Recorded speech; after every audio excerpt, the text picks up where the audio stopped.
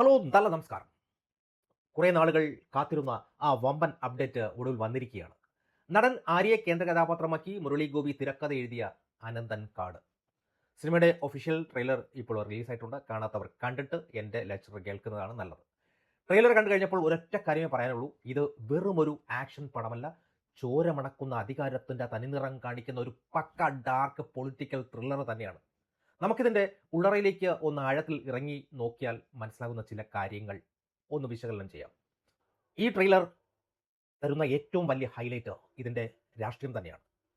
അനന്തപുരി, അതായത് നമ്മുടെ തിരുവനന്തപുരത്തെ ഭരണകേന്ദ്രമായിട്ടുള്ള ആ വെള്ളക്കൊട്ടാരത്തിലിരുന്ന് ഭരിക്കുന്ന രാഷ്ട്രീയ നേതാവ് വരുന്നത് വിജയരാഘവനാണ്, പവർഫുൾ പൊളിറ്റീഷ്യൻ. എന്നാൽ അതിന് തൊട്ടപ്പുറത്ത് പ്രതിപക്ഷത്ത് നിൽക്കുന്നത് ആരാണെന്ന് നോക്കൂ. നമ്മൾ സാധാരണ ഒരു പാവം വേഷങ്ങളിൽ മാത്രം കാണാറുള്ള ഇന്ദ്രൻസേട്ടൻ. ഇന്ദ്രൻസിൻ്റെ കരിയറിലെ തന്നെ ഏറ്റവും വലിയ സ്ട്രോങ് ആയിട്ടുള്ള ഒരു നെഗറ്റീവ് ഷെയ്ഡുള്ള ഒരു പൊളിറ്റീഷ്യൻ ആണ് ഇതിലെന്ന് ട്രെയിലർ സൂചന നൽകുന്നുണ്ട്. എനിക്ക് അദ്ദേഹത്തിൻ്റെ ആ ഒരു കണ്ണിൻ്റെ കുറേ ചലനമൊക്കെ വളരെ ഗംഭീരമായിട്ടാണ് എനിക്ക് തോന്നിയിട്ടുള്ളത്. ഇവിടെയാണ് ഈ സിനിമയുടെ ഏറ്റവും വലിയ ഭംഗി എന്ന് പറയുന്നത്.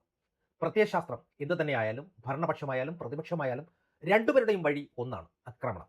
ഭരണം നിലനിർത്തുവാനും പിടിച്ചെടുക്കുവാനും അവർ ചെയ്യുന്ന കാട്ടായങ്ങൾ ട്രെയിലറിൽ പലയിടത്തായി വരച്ചിടുന്നുണ്ട്. പക്ഷേ ഈ വലിയ രാഷ്ട്രീയ ചതുരംഗപ്പലകയിലെ യഥാർത്ഥ ഇരകൾ ആരാണ്? സാധാരണക്കാരായ മനുഷ്യരാണ്.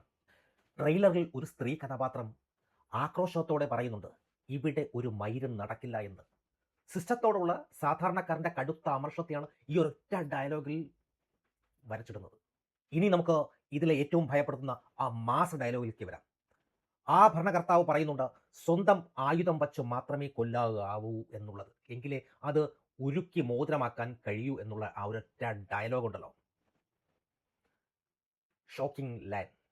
കൊലപാതകത്തെ വെറുമൊരു രാഷ്ട്രീയ പ്രതികാരത്തിനപ്പുറം സ്വന്തം വിജയത്തിൻ്റെ പ്രതീകമായി ഒരു മോതിരമായി വിരലിൽ അണിയാനിടാൻ ആഗ്രഹിക്കുന്ന അല്ലെങ്കിൽ ഭയപ്പെടുത്തുന്ന ഒരു ഫ്യൂഡൽ മനോഭാവമുള്ള ആ ഒരു വരികൾ.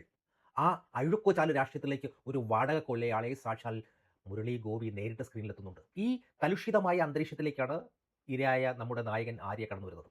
ആക്ഷനുകൾ ആര്യ തകർക്കുമെന്നതിൽ യാതൊരു സംശയവും എനിക്കില്ല. കാരണം ഇതിലെ കുറേ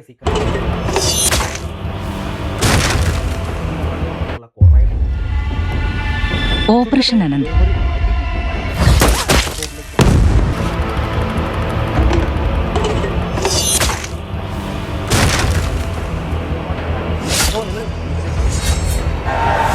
ചോര കൊണ്ടുള്ള കടം ചോര കൊണ്ടേ ഞങ്ങൾ ഇതുവരെ തീർത്തിട്ടുള്ളൂ.